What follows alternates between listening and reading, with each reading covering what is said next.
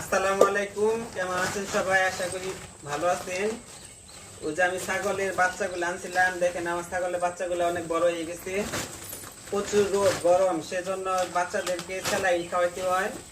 আমি আবার বাচ্চাগুলো যত্ন করি, স্যালাইন খাওয়াইতে হয়। যে দুপুর হইলে আজকে দুপুরে খাওয়াইতে পারি নাই, সেজন্য ভাবলাম এখন সন্ধ্যা হয়ে গেছে, এখন এনে খাওয়াই। খাওয়ার জন্য পাগল। এই দেখেন স্যালাইন খাওয়াইলে কি হয়, আপনার ওই যে এই গরমের থেকে ছাগলের কষা হয়ে যায়, পোশাকগুলো লাল হয়ে গেছে, সেজন্য হলো স্যালাইনের পানি খাওয়াইলে, লেবু দিয়ে পানি খাওয়াইলে অনেক ভালো হয়। সেজন্য যে খাওয়াই, সবসময় নিয়মিত খাওয়াই, প্রতিদিনই খাওয়াই দিচ্ছি। আর বাচ্চাগুলো হলো যদি শীত থাকতো তাহলে পানি খাওয়ানো যেত না, কারণ তখন ঠান্ডা লাগতো বাচ্চাগুলোর। এখন গরম দিকে যে পানি খাওয়াইতে হয়।